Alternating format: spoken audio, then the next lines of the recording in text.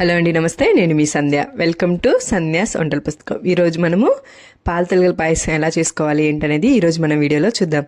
ఈ వినాయక చవితికి గణపతికి ఎంతో ఇష్టమైనటువంటి ఈ పాల తలగల పాయసాన్ని నేను ఈరోజు చాలా సింపుల్గా, అలాగే పాలనేవి విరిగిపోకుండా ఏ విధంగా మనం ప్రిపేర్ చేసుకోవాలో ఈ వీడియోలో నేను క్లియర్గా చెప్పాను. వీడియో అనేది స్కిప్ చేయకుండా చూడండి.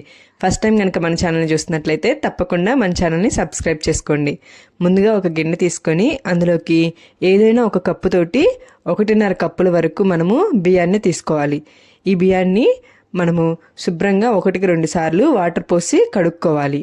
ఇలా పాల తలకల పాయసానికి మెయిన్గా కంపల్సరిగా మనము తడిపిండినే వాడుకోవాలి. ఈ తడిపిండి ప్రిపేర్ చేసుకోవడానికి ఇలా మనము బియ్యాన్ని తీసుకొని ఈ బియ్యాన్ని శుభ్రంగా 2 సార్లు కడుక్కోవాలి. ఇలా కడుక్కున్న బియ్యాన్ని నీళ్ళు అనేవి మనము పోసుకొని అందులో ఒక నైట్ అంతా మనము నానబెట్టుకోవాలి. ఇలా ఒక రాత్రంతా నానబెట్టుకున్న తర్వాత ఒకసారి మనకి చూడండి బియ్యం అనేది బాగా నానిపోయి ఉంటాయి. ఇలా ఒకసారి కలుపుకొని ఈ వాటర్ అన్నిటిని వంపేసుకొని ఒకసారి మళ్ళీ వాటర్తో కడుక్కోండి. ఇలా కడుక్కున్న వాటిని ఒక జల్లెడి గిన్నె తీసుకొని అందులోకి ఈ బియ్యాన్ని అంతటిని వేసేసుకోవాలి. ఇలా వేసుకోవడం వలన ఏమన్నా వాటర్ కనుక ఉంటే అవన్నీ కిందకి కారిపోతాయి. ఇక్కడ చూడండి, నేను చూపిస్తున్న విధంగా మనకి ఎక్స్ట్రా బియ్యంలో ఏమైనా వాటర్ ఉంటే ఇలా వాటర్ అనేవి కిందకి వచ్చేస్తాయి. ఈ బియ్యంలో వాటర్ ఏమైనా ఉంటే ఇలా కిందకి వచ్చేస్తాయండి. ఈ బియ్యాన్ని మనము ఎక్కువసేపు ఆరబెట్టుకోవాల్సిన అవసరం ఏం లేదు. వాటర్ అనేవి పోతే సరిపోతుంది. ఈ వాటర్ అనేవి మన కిందకు వచ్చేలోపు ఒక గిన్నెలోకి 2 టేబుల్ స్పూన్ వరకు బెల్లాన్ని తీసుకొని ఈ బెల్లంలో కొంచెం వాటర్ అనేవి పోసుకొని బెల్లాన్ని మనము కరగబెట్టుకోవాలి. ఇలా స్పూన్ తోటి మనం ఇలా తిప్పుతూ ఉంటే వాటర్లో బెల్లం అనేది కరిగిపోతూ ఉంటుంది. ఇలా కొంచెం మనం కనుక పక్కన పెట్టేసుకుంటే బెల్లం అనేది కరిగిపోతుంది. ఇందాక మనం వడకట్టుకున్నటువంటి బియ్యము వాటర్ అనేవి మొత్తం పోయి ఉంటాయి. ఒక 5 నిమిషాలు కనుక 10 నిమిషాలు కనుక పక్కన ఉంచేస్తే మనకి వాటర్ అనేవి మొత్తం పోతాయి. బియ్యం అనేవి మనకి ఆరిపోకూడదండి, చెమ్మగానే ఉండాలి. అలా ఉన్నప్పుడు ఒక మిక్సీ జార్ తీసుకొని ఆ బియ్యాన్ని అన్నిటినీ మిక్సీకి వేసుకోవాలి.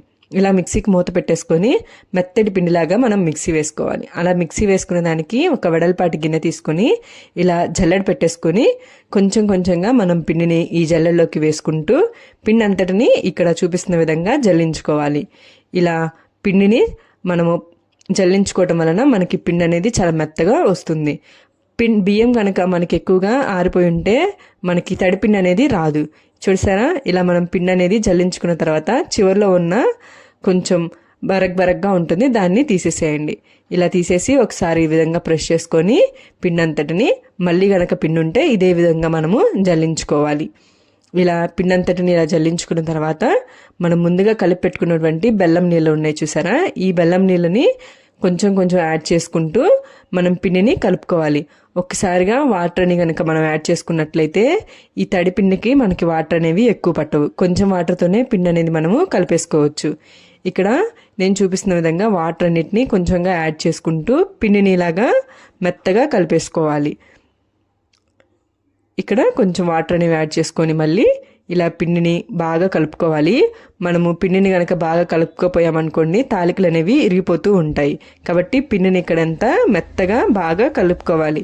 ఇలా కలుపుకున్న తర్వాత ఈ కలుపుకున్నటువంటి పిండి నుంచి కొంచెం ఒక పెద్ద నిమ్మపండు సైజ్ అంత పిండిని తీసి ఒక గిన్నెలో పక్కన పెట్టేసుకోండి. ఇది ఎందుకో ఏంటనేది నేను వీడియోలో తర్వాత చెప్తాను. ఈ మిగిలిన పిండితోటి చేతికి నూనెని కానీ నెయ్యిని కానీ రాసేసుకొని ఇలా చిన్న బౌల్ లాగా తీసేసుకోవాలి. ఇలా తీసుకున్న దాన్ని మన చేతిలో పెట్టేసుకొని ఇలా గనక మనం ప్రెస్ చేసుకుంటున్నట్లయితే మనకి తాలికల్లాగా వచ్చేస్తాయి. మీకు ఎంత సైజు కావాలో అంతవరకు మనము చేసుకోవచ్చు. మరీ లావుగా ఉండకూడదు, అలానే మరీ సన్నగా కాకుండా మీడియం సైజులో ఇట్లా గనక మనం చేసుకుంటే తాలికలు అనేవి బాగా ఉడుకుతాయి. లోపల పిండిగా ఉండకుండా మనకి కరెక్ట్గా ఉడికిపోతాయి. ఇలా పిండితోటి మొత్తాన్ని ఇలా చేసి రెడీగా ఉంచుకోండి. ఇప్పుడు మనం మందంగా ఉండేటటువంటి ఒక గిన్నె పెట్టుకొని అందులోకి ఒక 1/2 లీటర్ వరకు వాటర్ అనేవి పోసుకోండి. ఇలా వాటర్ అనేవి పోసుకొని మూత పెట్టుకొని ఒక 5 నిమిషాలు వాటర్ని బాగా కాగనివ్వండి. ఇలా మూత పెట్టేసుకొని తీసుకున్న తర్వాత ఒక 5 నిమిషాలకి మనకి వాటర్ అనేవి కొంచెం బాగా కాగిపోయి ఉంటాయి. ఇప్పుడు మనం ఇందాక రెడీగా చేసి పెట్టుకున్నటువంటి తాలికల్ని ఇక్కడ ఒకదాని తర్వాత ఒకటి ఇందులోకి వేసేసుకోవాలి.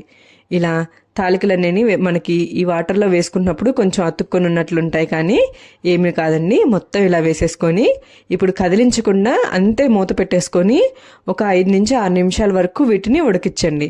ఇలా 5 నిమిషాల తర్వాత ఒకసారి మన మూత ఓపెన్ చేసుకొని గరిట పెట్టి ఇప్పుడు కదిలిస్తే గనక మనకి తాలికలు అనేవి ఇడిపోకుండా అలాగే ఇరిగిపోకుండా పొడి పొడిగానే వచ్చేస్తాయి. ఇలా నెమ్మదిగా ఒకదాన్నొకటి కదిలించుకొని పెట్టేసుకోండి. ఇలా అన్నీ కదిలించుకున్న తర్వాత మూత పెట్టి ఒక 50 to 60% వరకు మనకు తాలికలు అనేవి ఈ వాటర్లోనే ఉడకాలి. కాబట్టి ఇలా కదిలిపుకుంటూ మనం మూత పెట్టుకొని ఇలా తాలికల్ని ఉడికించుకోవాలి. మూత పూర్తిగా కనుక క్లోజ్ చేసుకుంటే మనకి వాటర్ అనేవి పైకి పొంగుతాయి. కొంచెం గ్యాప్ ఉంచుకొని మనము ఉడికించుకోవాలి. ఇలా మూత పెట్టుకుంటూ ఒకసారి చూసుకుంటూ కనుక మనం ఉడికించేసుకుంటే ఒకసారి పట్టుకొని చూస్తే మనకి కొంచెం మెత్తగా అయిపోతున్నాయి అనుకున్నప్పుడు ఇందులోకి 1 కప్ వరకు బెల్లాన్ని యాడ్ చేసుకోవాలి. బెల్లం అనేది యాడ్ చేసుకొని బెల్లము పూర్తిగా కరిగిపోయేంత వరకు ఇలా కలిపుకుంటూ బెల్లాన్ని కరిగించుకోవాలి. మనకి ఇలా బెల్లం అనేది కరిగిపోతుంది. ఆల్రెడీ మనం ఇందాక కలుపుకునేటప్పుడు పిండిలో బెల్లం వేసి కలుపుకున్నాం కాబట్టి మనకి తాలికలు కూడా చాలా తీయగా ఉంటాయి. ఇందాకలా మనం కొంచెం పిండిని పక్కన తీసి పెట్టుకున్నాం కదండి, ఆ పిండిలోకి కొంచెం పాలు అనేది యాడ్ చేసుకొని ఇలాగా కలుపుకోవాలి. ఉండలు లేకుండా ఇలా కలుపుకొని ఇందులోకి యాడ్ చేసుకోవాలి.